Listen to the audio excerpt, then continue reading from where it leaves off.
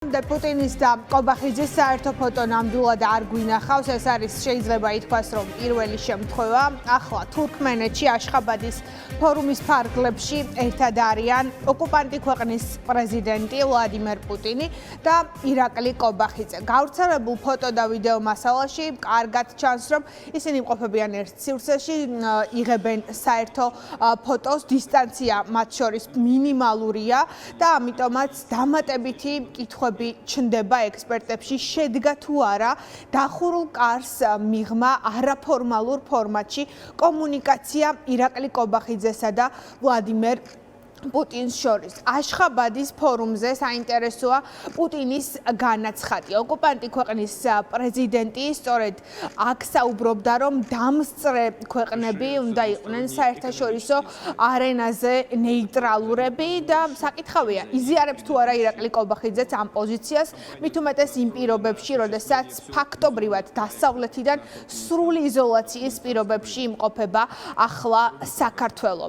თავად კობახიძის პოზიცია და ქართული ოცნების პოზიცია ჯერჯერობით არ ვიცით ამ საკითხთან დაკავშირებით, თუმცა პუტინის და კობახიძის საერთო ფოტო აბსოლუტურად სიგნალია ყველა ექსპერტისთვის და ოპოზიციისთვის, რომ ქართული ოცნება აღარ ერიდება იმის ჩვენებას, რომ მათი არჩევანი არის ოკუპანტ სახელმწიფოზე და უკვე აფიშირებს ამ საკითხსაც. ექსპერტები ჩვენ გვეუბნებიან იმასაც, რომ არ არის გამორიცხული არაფორმალურ პირობებში კულუარული შეხვედრა შემდგარიყო და კომუნიკაცია პუტინსა და კობახიძეს შორის და სწორედ ამ კომუნიკაციის პირობებში განხილული იყო კონკრეტული საკითხები. კობახიძე სიტყვით უნდა გამოვიდეს აშხაბადის ფორუმზე, ამიტომ საინტერესოა რუსეთის პრეზიდენტის წინ ისაუბრებს თუ არა ის როგორც ოკუპანტი სახელმწიფოს წარმომადგენელი და ხმამაღლა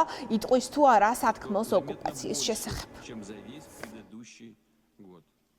ქართული ოცნების რეჟიმი ეს არის ომის, ძალადობის და ქაოსის რეჟიმი, იმიტომ რომ არანაირი აუცილებლობა ამ ფორუმზე დასასწრებად საქართველოს სახელმწიფოს წარმომადგენლებს, თუ ასეთად შეიძლება ჩაითვალოს კობახიძე, ქართული ოცნების რეჟიმის წარმომადგენელი არ ჰქონდა. ეს არის ის ფორუმი, სადაც პუტინმა ძალიან ღიად, საჯაროდ განაცხადა, რომ პრაქტიკულად ის ქვეყნები, რომლებიც ესწრებიან ამ ფორუმს, უნდა იყვნენ პოლიტიკურად და საერთაშორისო, ასე ვთქვათ, ალიანსებისგან ნეიტრალურები. რეჟიმმა, რომელმაც ომი გამოუცხადა საკუთარ მოქალაქეებს, ქართულ ხალხს და ყველას მსოფლიოში, პრაქტიკულად აღიარებს იმ პოლიტიკურ განაცხადს, რომლითაც პუტინი წარსდგა ამ ფორუმზე.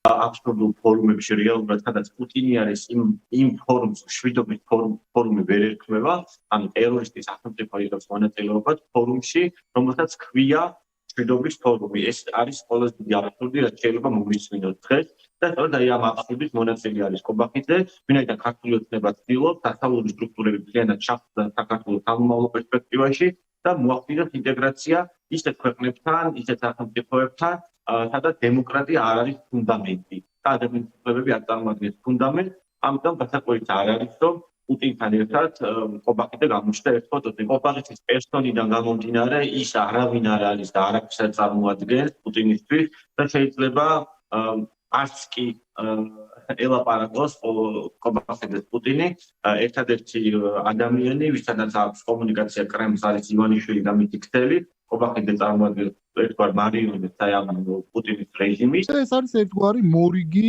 სიგნალი საქართველოს მოსახლეობისთვის, თუ რა არის ქართული ოცნების საგარეო პოლიტიკური პრიორიტეტები, რომ მათ არ აინტერესებთ ევროინტეგრაცია, მათ არ აინტერესებთ ევროპული ფასეულობები, ერთადერთი რაც მათ აინტერესებთ, ეს არის რუსეთთან ურთიერთობების გაღრმავება, რასაც წარმატებით ახორციელებენ მთელი ამ დროის განმავლობაში. აქამდე ფრთხილობდნენ, ცდილობდნენ, რომ არ გადაეიღოთ უშუალოდ პუტინთან ფოტოსურათები, თუმცა როგორც ჩანს, ახლა თვლიან, რომ დრო არის შესაბამისი და ხდება ნიღბების საბოლოო მოშორება და ჩვენ უკვე კარგად, ნათლად ვხედავთ ქართული ოცნების რეალურ რუსულ სახეს. არანაირად არ არის გამორიცხული, რომ გარკვეული ტიპის მოლაპარაკება განხორციელებულიყო დახურულ კარს მიღმა. ირაკლი კობახიძე სიტყვით უნდა გამოვიდეს თურქმენეთში იმ პლენარულ სესიაზე, რომლის სახელწოდებაცაა მშვიდობა და ნდობა და ვლადიმერ პუტინიც სწორედ ამავე ღონისძიებას ესწრება აშხაბადში. საინტერესოა ირაკლი კობახიძის სათქმელი და მთავარი კითხვა უპასუხებს თუ არა ამას თავად კობახიძე, შედგა თუ არა კომუნიკაცია ვლადიმერ პუტინთან. კადრებში კარგად ჩანს, რომ დისტანცია მართლაც მინიმალურია კადრებში და ფოტოებში, რომელიც გავრცელდა თურქმენეთში. ირაკლი კობახიძე წელს უკვე მესამედ არის ჩასული გაზაფხულზე, ზაფხულშიც ეწვია ის თურქმენეთს, ერთ-ერთ ყველაზე დახურულ ქვეყანას და ახლა უკვე წლის ბოლოს საერთაშორისო ფორუმზე, რომლის მიზანიც როგორც ამტკიცებენ მშვიდობა და ნდობა, ირაკლი კობახიძე უკვე მესამედ გაიგზავნა.